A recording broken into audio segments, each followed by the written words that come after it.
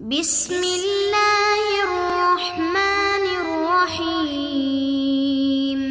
نحمده ونصلي ونسلم علی رسولہ الکریم اما بعد۔ معزز طلبہ کرام، اللہ تعالیٰ سے امید ہے کہ آپ سب خیر و عافیت سے ہوں گے۔ سبق نمبر 74 اور باب تفویض الطلاق، یعنی طلاق کو عورت کے سپرد کرنا، اس سے متعلق فصل دوم چل رہی ہے، یعنی فصل فی الامر بالیت، اور اس کا آخری سبق ہے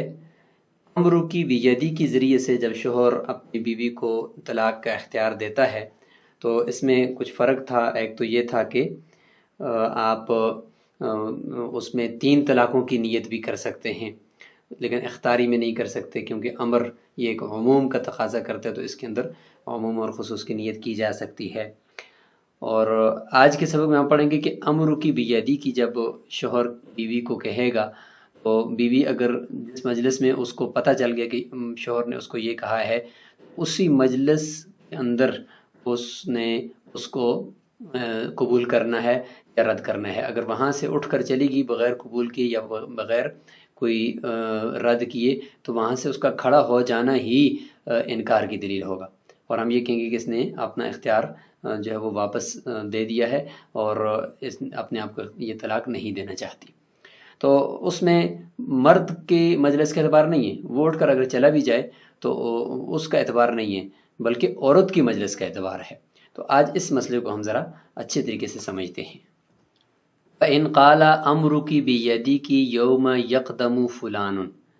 کہ آپ کا معاملہ آپ کے ہاتھ میں ہے اس دن جس دن فلاں شخص آئے گا۔ فَقَدِمَ فُلَانٌ، اب جس شخص کے ساتھ اس نے معلق کیا تھا کہ فلاں دن جس دن وہ فلاں آدمی سفر سے آئے گا، تو اس کے ساتھ اس نے اس کے معاملے کو معلق کیا تھا، تو وہ آدمی آیا، لیکن وَلَمْ تَعْلَمْ بِقُدُومِهِ،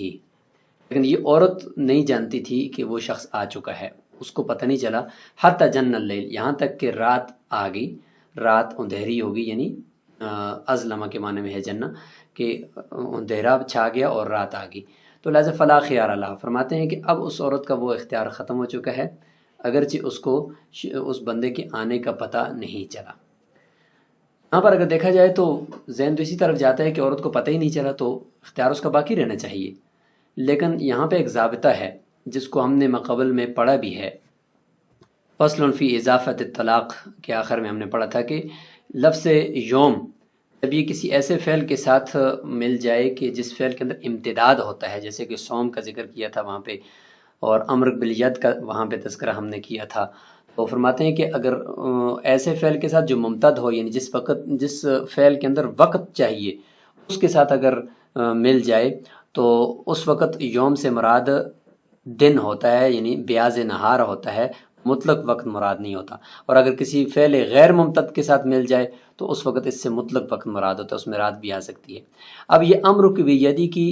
سے شوہر اپنی بیوی کو اختیار دے رہا ہے، اور آگے بیوی اس پہ سوچے گی، اس کو سوچ بچار کرنے کے بعد ہی کوئی فیصلہ کرے گی، تو یہ ایک ایسا معاملہ ہے کہ جو وقت چاہتا ہے، اس کے اندر امتداد ہے، تو جب امتداد ہے تو لہذا یوم سے مراد یہاں پر صرف بیاض نہار ہوگا، لہذا بیاض نہار جب گزر گیا اور عورت کو اگرچہ پتہ نہیں چلا تو وہ ایک دن تھا، گزر چکا ہے، اب رات میں اس کو اختیار نہیں ہوگا۔ لِأَنَّ الْأَمْرَ بِالْيَدِ مِمَّا يَمْتَدُ، امر بالید کا جو فعل ہے یہ ایسا ہے کہ اس کے اندر وقت چاہیے، اس کے اندر امتداد ہوتا ہے۔ فَيُحْمَلُ الْيَوْمُ الْمَقْرُونُ بِهِ عَلَى بَيَاضِ النَّهَارِ، بس اس کے ساتھ ملا ہوا جو یوم ہے اس کو دن کی سفیدی کے اوپر ہی محمول کیا جائے گا، یعنی صبح صادق سے لے کر غروب آفتاب تک۔ وقد حققناه من قبل، باب فصل فی اضافت الطلاق کے اندر ہم نے اس کو تفصیل سے بیان کر دیا ہے۔ فَيَتَوَقَّتُ بِهِ، بس یہ جو امر بالید ہے یہ اسی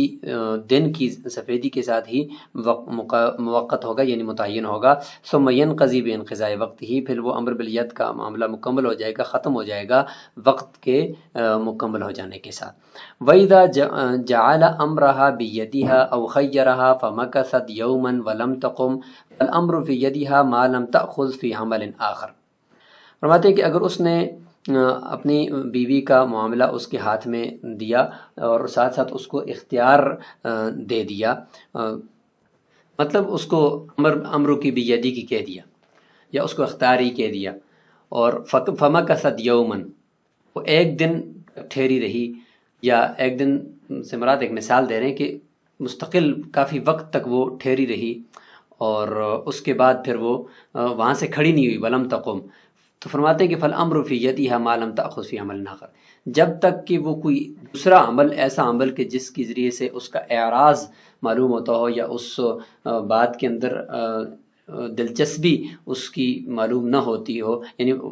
اس طریقے سے وہ کسی عمل میں لگ گئی ہے، تو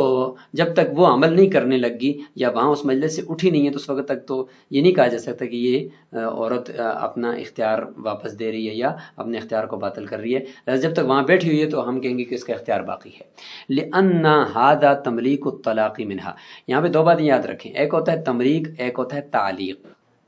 ایک ہے تملیک، تملیک کہتے ہیں کہ دوسرے کو مالک بنانا، تو اس کا تعلق مجلس کے ساتھ ہے، اس میں وقت کچھ بھی نہیں ہے، بس صرف مجلس کے اندر اندر اگلے کو اس کے ملکیت یا عدم ملکیت کو قبول کرنا ہوتا ہے۔ اگر اس مجلس سے اٹھ گیا تو پھر وہ تملیک نہیں پائی جائے گی۔ تملیک کا تعلق وقت کے ساتھ نہیں ہوتا۔ اور ایک ہے تعلیق، تعلیق کا مطلب ہوتا ہے کہ کسی شرط کے ساتھ کسی چیز کو معلق کرنا، تو وہ جب شرط پائی جائے گی تو وہ مشروط بھی پایا جائے گا، تو اس لیے اس میں مجلس کا اعتبار نہیں ہے، مجلس سے باہر کی وہ چیز ہوتی ہے۔ مجلس کے اندر شرط پائی جائے گی تو ٹھیک ہے، ادھر ہی مشروط پایا جائے گا، اور اگر نہیں پائی جائے گی تو مجلس کے باہر پائی جائے گی تو پھر ٹھیک ہے۔ اب یہ امر کی بیدی کے اندر دو چیزیں دونوں ہیں، یعنی تملیک، ویسے ظاہراً تو یہ تملیک ہے کہ عورت کو طلاق کا مالک بنایا جا رہا ہے، تو اس میں تو ہونا تو یہی چاہیے کہ مجلس کے اندر اندر عورت قبول کرے، اگر اس سے اٹھ کر چلی گئی تو پھر اس کی وہ اختیار باطل ہو جائے گا، اب وہ اس کی مالکہ نہیں رہے گی۔ لیکن اس کے اندر ایک چیز یاد رکھیں کہ اس میں تعلیق والا معنی بھی ہے، کہ امر کی بیدی کے اندر کہ ان اردت الطلاق فانت طالق، کہ اگر تو طلاق چاہتی ہے تو تو اپنے آپ کو طلاق دے سکتی ہے، فطلقی نفسکی ان اردتی، اگر تو چاہتی ہے تو اپنے آپ کو طلاق دے دے، تو یہ اس معنی میں ہے۔ تو خلاصہ یہ ہوا کہ اس کے اندر تعلیق والا معنی بھی پایا جاتا ہے۔ اب اگر تملیک والے معنی کو دیکھا جائے تو مجلس تک ہی متحد رہنا چاہیے عورت کی اس اختیار کو، اس کے بعد وہ اختیار باطل ہو جانا چاہیے، اور اگر تعلیق والا معنی کو اگر دیکھا جائے تو پھر مجلس سے اٹھ کر اگر باہر چلی جائے پھر بھی اس کا اختیار باطل نہیں ہونا چاہیے۔ اب دونوں کا لحاظ رکھیں گے، لہذا دونوں کا لحاظ رکھیں گے تو کیسے رکھیں گے، تو اب اس کو آپ دیکھیں تو فرماتے ہیں کہ لِأَنَّ هَذَا تَمْلِيكُ الطَّلَاقِ مِنْهَا، ظاہراً تو یہ عورت کو مالک بنانا ہے، کس کا؟ طلاق کا مالک بنانا ہے۔ لِأَنَّ الْمَالِكَ مَنْ يَتَصَرَّفُ بِرَأْيِ نَفْسِهِ، اس لیے کہ جو مالک ہوتا ہے وہ اپنے اختیار سے ہی اپنی ملکیت میں تصرف کرتا ہے، تو یہ عورت بھی اس کو مالک بنا دیا ہے طلاق کا، اور یہ اپنے اختیار سے تصرف کرے گی۔ وہی بہادی صفہ، یہ عورت بھی اسی مالکیت کی صفت کے ساتھ متصف ہو چکی ہے۔ وَالتَّمْلِيكُ يَقْتَصِرُ عَلَى الْمَجْلِسِ، اور جو تملیک ہوتی ہے اگر اس کو دیکھا جائے تو وہ مجلس کے اوپر ہی بند رہتی ہے، اور اس کو ہم نے ماقبل کے اندر بیان بھی کر دیا ہے فصل فی الاختیار کے اندر، کہ تملیکات جو ہوتی ہیں وہ تعلیقات کو قبول نہیں کرتی۔ تو اس ظاہری صورتحال کو دیکھتے ہوئے اس مسئلے کو ذکر یہاں پہ کر دیا کہ مجلس کے اندر ہی بند رہے گی، لیکن اس کے اندر تعلیق والا معنی بھی ہے، اس کو اگلی مسئلے کے اندر ذکر کرتے ہیں۔ ثم اذا كانت تسمع، پھر جب وہ سن رہی ہے، یعنی شور کا یہ لفظ امر کی بیدی کی سن رہی ہے، مطلب وہ سامنے موجود ہے سن رہی ہے، تو یعتبر مجلسها ذلك، اس کی اسی مجلس کا اعتبار کیا جائے گا جس مجلس کے اندر وہ موجود تھی اور اس کو یہ پتہ چلا۔ وَإِنْ كَانَ لَا تَسْمَعُ، اگر وہ نہیں سنتی، مطلب ہے کہ وہ اس مجلس میں موجود نہیں ہے، تو پھر فَمَجْلِسُ عِلْمِهَا، پھر اس کی معلوم ہونے کی، علم کی مجلس، جس مجلس میں اس کو پتہ چل جائے کہ آپ کو شور نے یہ لفظ بول دیا ہے اور آپ مالک آپ کو بنا دیا ہے آپ کی طلاق کا، پھر اس مجلس کا اعتبار ہوگا۔ یا او بلوغ الخبر منہا الیہا، یا اس مجلس کا اعتبار جس مجلس میں اس کو یہ خبر پہنچی ہے کہ آپ کو آپ کے شور نے یہ کہہ دیا، تو پھر اس مجلس کا اعتبار ہوگا۔ تو اس مجلس کا جب اعتبار ہوگا تو مطلب یہ کہ ابھی جس مجلس میں بیٹھی ہوئی ہے اس مجلس میں اس کو پتہ نہیں تھا، اٹھ کر چلی گئی، تو اس کا اختیار ختم نہیں ہوگا، کیونکہ اس کو پتہ ہی نہیں چلا یا اس نے سنا ہی نہیں ہے۔ بعد میں اس کو پتہ چلا یا بعد میں اس کو علم ہوا کہ آپ کو آپ کے شور نے یہ لفظ بولا تھا، آپ وہاں پہ موجود نہیں تھی، تو لہٰذا اس مجلس سے اٹھ کر جانا، کسی دوسری مجلس میں جا کر اس کا پتہ چلنا تو کوئی مسئلہ نہیں ہے، پہلی مجلس سے جو اٹھ کر چلی گئی۔ اب جس مجلس میں اس کو بعد میں پتہ چلا ہے تو اس مجلس کے اندر اس کا قبول یا عدم قبول کا اعتبار ہوگا۔ تو یہاں پر اگر دیکھیں تو یہاں پر دیکھیں کہ پہلی مجلس جس میں اس کو سمجھ نہیں آئی یا اس نے سنا ہی نہیں ہے، وہاں سے وہ اٹھ کر چلی بھی گئی تو پھر بھی اس کا اختیار باطل نہیں ہوا۔ کیوں؟ اس لیے کہ اب یہاں پہ وہ بات ہے کہ بھائی اگرچہ ظاہراً تو امر کی بیدی کے اندر طلاق کا مالک بنانے والا معنی ہے، لیکن اس کے اندر تعلیق والا معنی بھی پایا جاتا ہے، جس طریقے سے ابھی ہم نے بیان کیا کہ ان طلقی نفسکی ان اردتی، یہ اس معنی میں ہے کہ اپنے آپ کو طلاق دے سکتی ہو اگر آپ چاہو، یہ اس معنی میں ہے۔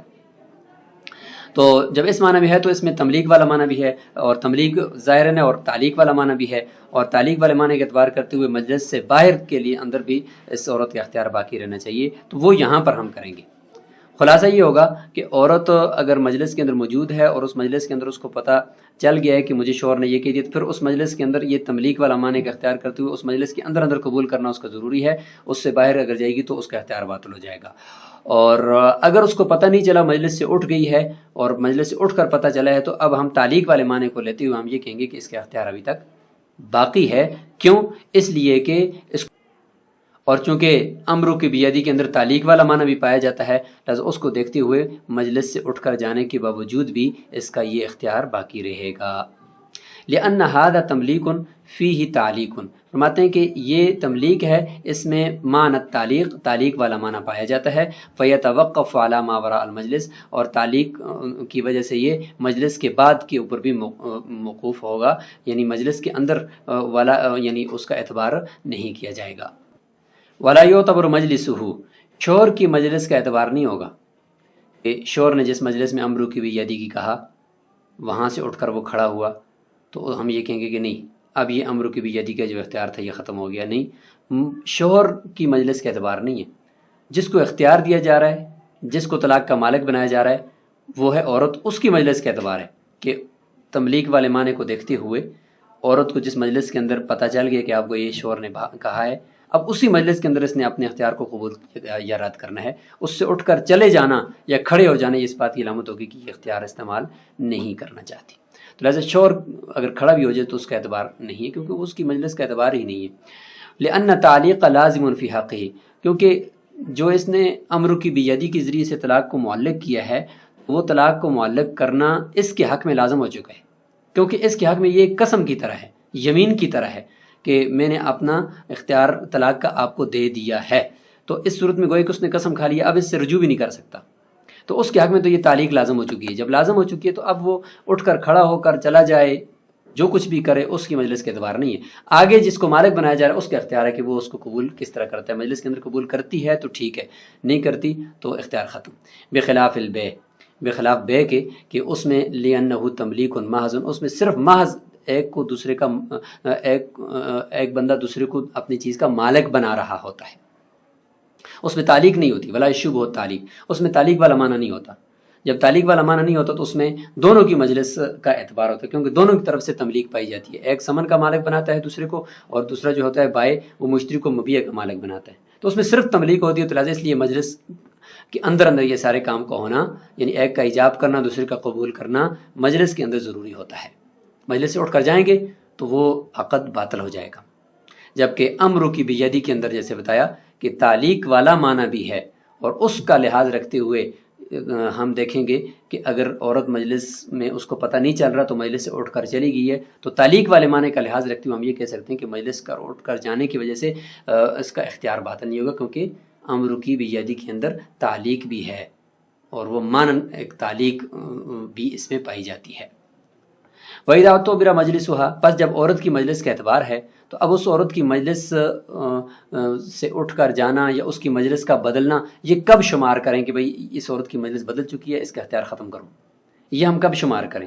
تو اس کو یہاں پہ ذکر کرتے ہیں۔ فَالْمَجْلِسُ تَارَةً يَتَبَدَّلُ بِالتَّحَوُّلِ، کبھی کبھار مجلس جو ہوتی ہے وہ تبدیل ہوتی ہے وہاں سے اٹھ کر منتقل ہو جانے سے دوسری طرف، وَمَرَّةً بِالْعَكْسِ فِي عَمَلٍ آخر، اور کبھی دوسری کسی عمل کے اندر شروع ہو جانے سے، علامہ بینہ فی الخیار، جس طریقے سے ہم نے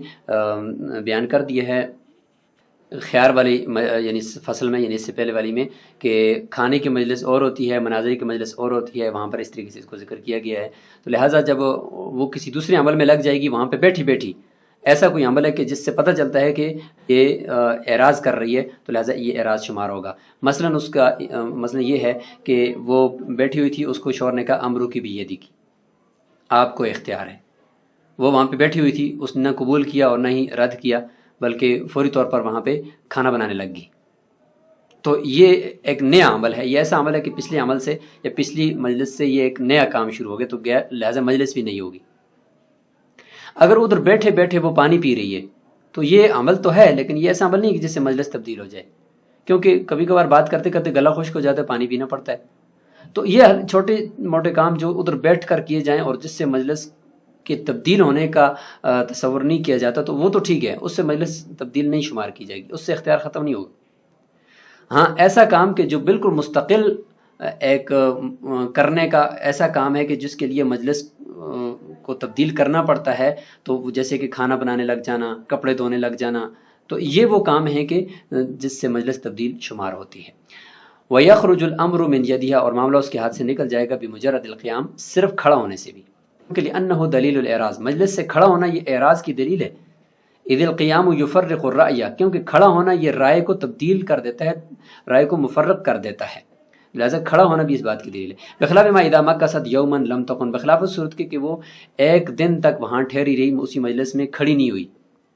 لم تأخذ فی عمل آخر، کسی دوسرا عمل، ایسا کوئی عمل کو جو اس مجلس سے تبدیلی کا باعث بنے، تو وہ بھی اس نے شروع نہیں کیا، تو اس صورت کے اندر وہ اس کا اختیار باقی رہے گا۔ یومن ہو یعنی 2 دن ہو 3 دن ہو، لیکن یہ کہ بات یہ کہ دائمی طور پر وہاں پہ بیٹھی رہی اور کافی عرصہ تک وہاں سے اٹھی نہیں ہے، تو اس وقت تک اس کی مجلس رہے گی، اور جب تک وہ اٹھتی نہیں ہے یا وہاں سے کوئی اور عمل نہیں شروع کرتی تو ہم کہیں گے اس کا اختیار باقی ہے۔ لأن المجلس قد يطول وقد يقصر، کبھی مجلس جو ہے وہ طول پکڑ جاتی ہے اور کبھی قد یقصر، کبھی کم بھی، یعنی قلیل مدت کی بھی ہوتی ہے۔ فیبقى الى ان یوجد ما یقطعہ، پس کسی ایسے عمل کا پایا جانا ضروری ہے کہ جو اس مجلس کو قطع کرے، کھڑا ہونا، کسی عمل کے اندر لگ جانا، او یدل علی الاعراض، یا اس کے اعراض کرنے کے اوپر دلالت کرے۔ وقولہ مکثت یوما، یہ جو کہا ہے نا کہ ایک دن تک کھڑی رہے، بیٹھی رہے، ٹھہری رہے وہاں پر، لیس للتقدیر بھی، صرف ایک دن کا مقرر کرنا یہاں پہ مراد نہیں ہے کہ ایک دن ہوگا تو مجلس رہے گی، اگر ایک دن سے زیادہ وہاں پہ ٹھہری رہتی تو مجلس اس کی وہ مختلف شمار ہوگی اور اس کا اختیار ختم ہو جائے گا، یہ مراد نہیں ہے، بلکہ مطلب یہ ہے کہ کچھ دیر تک یا کافی دیر تک وہاں پہ بیٹھی رہے اور اٹھے نہیں، یا کوئی ایسا عمل شروع نہیں کر دی جس سے اعراض ثابت ہوتا ہو، تو ہم یہی سمجھیں گے کہ اس کا اختیار باقی ہے، اس کی مجلس ختم نہیں ہوئی۔ امام محمد رحمہ اللہ کا یہ قول ما لم تأخذ فی عمل آخر، جب تک وہ کسی دوسرے عمل کے اندر نہیں لگ جاتی۔ اس سے کیا مراد ہے؟ فرماتے ہیں کہ یراد بھی عمل، ایسا عمل ہے یعرف انہ قطع لما کان فیہ، ایسا عمل کہ جس سے یہ پتہ چلے کہ اس عمل نے یا اس شخص نے قطع کر دیا ہے، منقطع کر دیا ہے اس مجلس کو یا اس پہلے والے عمل کو جس کے اندر وہ تھا۔ تو ایسا عمل جیسے کہ کھانا بنانا، جیسے کہ کپڑے دھونے کے لیے لگ جانا، جیسے کہ کھڑے ہو کر نماز پڑھنے لگ جانا، تو یہ ایسا عمل ہے کہ اس نے پہلے والے عمل کو یا پہلے والی مجلس کو قطع کر دیا ہے، فرماتے ہیں ایسا عمل مراد ہے۔ وہاں پہ بیٹھے بیٹھے پانی پینا یہ مراد نہیں، لا مطلق العمل، مطلق العمل مراد نہیں۔ ولو كانت قائمة فجلست، اب اس کے برعکس اگر وہ کھڑی تھی بیٹھ گئی، شوہر نے کہا امر کی بیدی کی، پھر اس کے بعد وہ بیٹھ گئی، فہی علی خیارها، وہ اپنے اختیار پر برقرار رہے گی، لأنه دلیل الاقبال، کیونکہ یہ تو توجہ کرنے کی دلیل ہے کہ بیٹھ کر بات کو سنا جا رہا ہے۔ فإن القعود اجمع للرأی، کیونکہ کھڑا ہوا شخص جب بیٹھ جاتا ہے نا تو وہ کیا ہوتا ہے، گویا کہ اپنی ساری رائے کو جمع کر رہا ہے اور توجہ دے کر سن رہا ہے بات کو، تو اس سے اس کا اعراض ثابت نہیں ہوتا۔ وکذا اذا كانت قاعدة، اس طریقے سے اگر وہ کھڑی تھی، بیٹھی تھی، فتکات، تھوڑا سا ٹیک لگایا، او متکئۃ، یا ٹیک لگا کر بیٹھی ہوئی تھی، فقعدت، سیدھی آگے ہو کر بیٹھ گئی، تو فرماتے ہیں یہ سب علامتیں ہیں توجہ دینے کی، لأن هذا انتقال من جلسة إلى جلسة، یعنی ایک بیٹھنے کی جو حالت تھی اس حیت سے دوسری حیت کی طرف گئی ہے، اس کو ہم اعراض نہیں کہیں گے، فلا يكون اعراضا، كما اذا كانت مختبئة، جیسے کہ وہ بیٹھی ہوئی تھی احتباء کی حالت میں، یعنی اپنی جو گھٹنے ہیں ان کو اور اپنے سینے کے ساتھ ملایا ہوا تھا اور اپنی جو پنڈلیاں ہیں ان کو کھڑا کیا ہوا تھا، اور کبھی کبھار اس طریقے سے کرتے ہیں کہ کمر کی طرف سے کوئی رومال وغیرہ لے کر آگے گھٹنوں کی طرف اس کو باندھ دیتے ہیں اور اس طریقے سے کر کے بیٹھتے ہیں، اس کو احتباء کہتے ہیں۔ تو احتباء کر کے بیٹھی ہوئی تھی، تو اسی دوران فتربعت، جب شوہر نے کہا کہ امرک بیدی، تو وہ آلتی پالتی مار کر بیٹھنے لگ گئی، تو فرماتے ہیں کہ اس طریقے سے اس کا اعراض باطل نہیں ہے، یعنی اس کا اعراض نہیں سمجھا جائے گا۔ قال صاحب ہدایہ فرماتے ہیں کہ وہادہ روایت الجامع صغیر، یہ جامع صغیر کی روایت ہے کہ اس کو اعراض نہیں سمجھا جائے گا۔ وذکر فی غیرہ، اس کے علاوہ جو دوسری روایت ہیں مثلا مبسوط وغیرہ کی، تو اس میں یہ کہ انہا اذا کانت قاعدۃ فاتکأت، بیٹھی ہوئی تھی اس دوران ٹیک لگا لیا، اس کا اختیار ختم ہو جائے گا، اس کو طلاق دینے کا اختیار نہیں رہے گا۔ کیوں؟ لأن الاتکاء اظہار التہاون بالامر، ٹیک لگانا یہ اس معاملے سے سستی کا اظہار کرنا ہے کہ میں اس میں زیادہ دلچسپی نہیں لیتی، فکان اعراضاً، پس یہ اعراض شمار ہوگا۔ لیکن والاول وهو الاصح، لیکن پہلا قول زیادہ صحیح ہے کہ یہ ساری چیزیں بیٹھ کر توجہ کے ساتھ ایک بات کو سوچنے کے اوپر دلالت کرتی ہیں، ٹیک لگا کر تھوڑا سا سوچنا یا آگے کی طرف ہو جانا، یہ سب باتیں توجہ کی طرف دلالت کرتی ہیں، اعراض کی طرف دلالت نہیں کرتی۔ ولو کانت قاعدۃ فاستجعت، اگر وہ بیٹھی ہوئی تھی اس دوران وہ لیٹ گئی، بیٹھی ہوئی تھی اور جب امر کی بیدی کی کہا تو وہ لیٹ گئی، تو اب اس کا اختیار رہے گا۔ تو فرماتے ہیں اس میں امام ابو یوسف سے دو روایتیں، ایک روایت میں یہ ہے کہ وہ اس کا اختیار ختم ہو جائے گا، اور دوسری میں یہ ہے کہ اس کا اختیار باقی رہے گا۔ دلائل اسی طرح کے جس طرح یہ مسائل ہیں اسی میں یہ دلائل آگے۔ ولو قالت، اگر وہ آگے سے یہ کہتی ہے، شور نے کہا امر کی بیدی کی، وہ کہتی ہے کہ ادعو ابی، یہ یہاں پہ وہ ہونا چاہیے، ادعو ابی استشیرہ، میں اپنے باپ کو بلاتی ہوں اور اس سے میں مشورہ کروں گی، او شہودن اشہدہم، یا گواہوں کو میں گواہ بناتی ہوں، تو یہ بھی ٹھیک ہے، اس طرح کے الفاظ سے وہ گویا کہ اپنے معاملے کو پکا کرنا چاہتی ہے۔ فَهِيَ عَلَىٰ خِيَارِهَا، وہ اپنے اختیار پر برقرار رہے گی۔ لأن الاستشارۃ، مشورہ لینا، لتحری الصواب، یعنی درستگی کو سوچنے کے لیے ہوتا ہے کہ درست فیصلہ کیا ہوگا۔ والاشہاد للتحرز، یعنی الانکار، اور گواہ بنانا یہ شوہر کی طرف سے انکار ہونے کی صورت میں اس سے بچنے کے لیے کہ کل کو وہ انکار نہ کر لیں۔ فلا یکون دلیل الاعراض، لہذا یہ والی گفتگو اس کی اعراض کی دلیل نہیں ہے۔ وان کانت تسیر علی دابۃ، اگر وہ سواری کے اوپر بیٹھ کر چل رہی تھی، او فی محمل، یا وہ کجاوے کے اندر بیٹھی ہوئی تھی، فوقفت، جب شوہر نے کہا امر کی بیدی کی، وہ کھڑی ہوگی،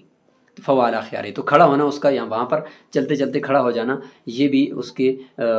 توجہ دینے کی علامت ہے، لہذا اس کا اختیار باقی ہے۔ وان سارت، اگر وہ چل رہی تھی، بطل خیار ہوا،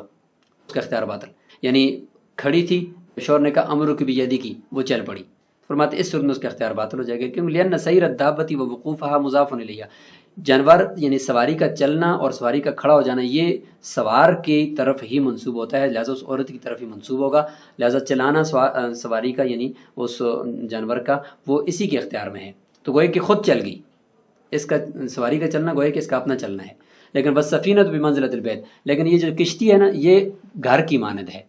اس طرح آدمی گھر میں ہوتا ہے تو وہ گھر کا چلنا اس کے اختیار میں تو نہیں ہے نا، گھر کا ہلنا، تو لہٰذا کشتی بھی اس شخص کے اختیار میں نہیں ہوتی، کبھی کبھار کشتی خود ہی پانی کے اوپر تیر رہی ہوتی ہے، تو وہاں کشتی کا ہل جانا ایک جگہ سے دوسری جگہ، اس سے مجلس اس کی برخاست نہیں ہوگی۔ لأن سیرہا غیر مضاف الی راکب، کیونکہ کشتی کا چلنا وہ اس کے سوار کی طرف منسوب نہیں ہوتا کہ سوار اس کو چلا رہا ہے۔ الا تری انہ لا یقدر علی ایقافہا، کبھی کبھار تو دیکھیں وہ اس کے کھڑا کرنے کے اوپر بھی، روکنے کے اوپر بھی قادر نہیں ہوتا سوار۔ وراکب الدابۃ یقدر، اور جو سواری کا یعنی جانور کے اوپر سوار جو ہوتا ہے وہ اس کو روکنے پر بھی قادر ہوتا ہے لگام وغیرہ پکڑ کر۔ تو بتانا یہ مقصود ہے کہ کشتی کے اوپر اگر بیٹھی ہوئی تھی، امر کی بیدی کی اگر اس کو کہہ دیا تو اس سے کشتی تھوڑی سی چل پڑی تو اس سے اس کا اختیار باطل نہیں ہوگا، لیکن سواری کے اوپر بیٹھی ہوئی تھی تو جب امر کی بیدی کی کہا تو سواری چل پڑی، اس سے اس کا اختیار باطل ہو جائے گا۔ تو اس پوری بحث کا خلاصہ یہ نکلا کہ عورت کی مجلس کا اعتبار ہے، اور امر کی بیدی کے اندر ظاہراً تملیک ہے، جب ظاہراً تملیک ہے تو مجلس تک ہی متحد رہے گا، اور مجلس عورت کی کا اعتبار ہے اور اس شوہر کی مجلس کا اعتبار نہیں، کیونکہ شوہر نے قسم کھا لی ہے گویا کہ اب وہ اس کے اوپر تو لازم ہو چکی ہے، لیکن عورت کا اختیار ہے کہ عورت اس کو قبول کرتی ہے نہیں کرتی۔ اب کون سی وہ علامات ہیں کہ جس سے عورت کی مجلس ہم یہ کہیں گے کہ اس نے مجلس کو تبدیل کر دیا، اس میں پھر یہ ہے کہ اس کا کھڑا ہو جانا یہ اعراض کی دلیل ہے، کسی ایسے عمل کے اندر شروع ہو جانا کہ جو پچھلے عمل کو قطع کر دے، یہ اعراض کی دلیل ہے، لہٰذا اس سے اس کا اختیار ختم ہو جائے گا، پھر وہ اپنے آپ کو طلاق نہیں دے سکے گی۔ اس کے علاوہ باقی جو ہم نے پڑھی ہیں وہ ایسی ہیں کہ وہ توجہ کی علامت ہیں، اس سے اس کا اختیار باقی رہے گا۔ السلام علیکم ورحمۃ اللہ۔